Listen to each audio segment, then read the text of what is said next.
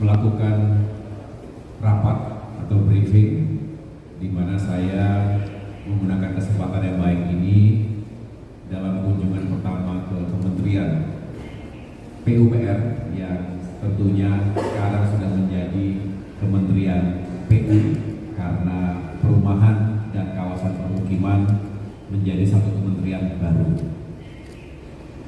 Saya ingin mengenal lebih dekat para pejabat teras, sekaligus saya tadi mendengarkan penjelasan sebagai gambaran umum, sebagai baseline awal dari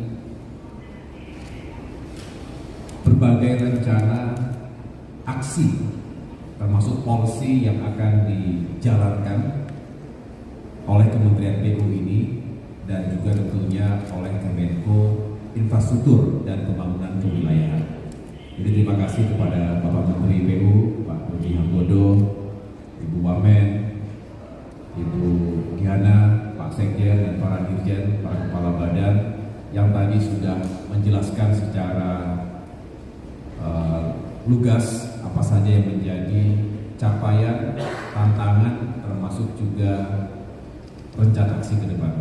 Hadir pula Menteri Transmigrasi Bapak Iftah Sulaiman yang sengaja saya libatkan karena saya ingin tim Kemenko Infrastruktur ini solid.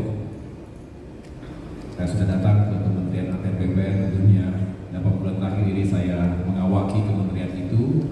Sekarang Pak Nusron Wahid menjadi menterinya. Lalu dalam waktu dekat tentu saya akan secara khusus juga datang ke Kementerian Perumahan dan Kawasan Permukiman, Pak Marwara Sirait menterinya, dan tentunya ke Kementerian Perhubungan yang dipimpin oleh Pak Menteri Budi saat ini. Jadi semangatnya adalah bagaimana pembangunan infrastruktur ke depan ini menghadirkan keberlanjutan, continuity dari pembangunan infrastruktur yang telah dijalankan 5-10 tahun terakhir, juga tentunya periode-periode sebelumnya, karena pembangunan infrastruktur itu tidak lepas-lepas, pasti ada kesinambungannya. Dan ini penting karena kalau pembangunan infrastrukturnya seperti terjadi disconnection antara satu pemerintahan dengan pemerintahan berikutnya, rasanya tidak efektif, tidak efisien, dan nilainya jadi tidak maksimal. Nah sebaliknya, kalau terintegrasi dengan baik, termasuk tadi kita bicara bagaimana menghadirkan pembangunan yang berkeadilan dan merata. Kita tahu tidak semua wilayah Indonesia sudah terbangun dengan sangat optimal. Kalau Jawa misalnya sudah jauh lebih advance, lebih terhubung satu sama lain. Tetapi wilayah-wilayah di pulau-pulau lainnya masih cukup banyak tantangan. Bahkan ada yang tertinggal. Disinilah semangat bagaimana konektivitas, integrasi, dan pembangunan yang merata tadi bisa mengurangi gap antara wilayah yang sudah lebih maju ekonominya dengan yang masih tertinggal.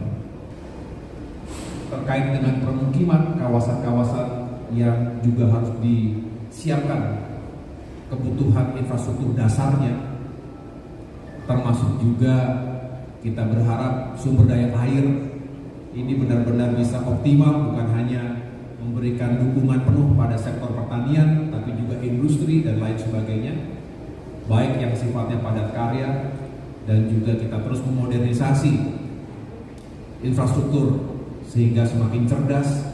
Ini semua harus diorkestrasi dengan baik.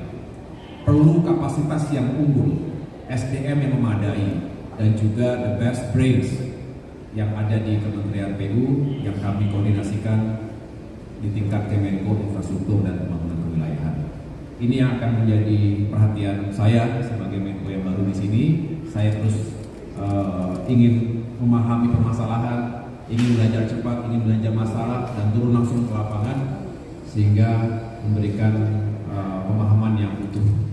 Selebihnya kita tahu bahwa permasalahan-permasalahan lain itu terkait dengan dukungan anggaran yang juga selalu berkompetisi dengan tugas-tugas atau prioritas-prioritas lainnya untuk Indonesia. Itu sangat kami sadari, oleh karena itu kami juga terus mencari skema terbaik, termasuk kerjasama antara pemerintah dengan private sectors, dengan badan usaha lainnya.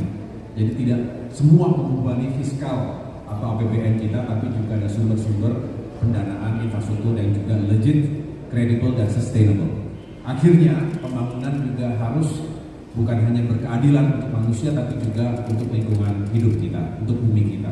Oleh karena itu, dengan semangat kita menuju net zero emission, juga menghadirkan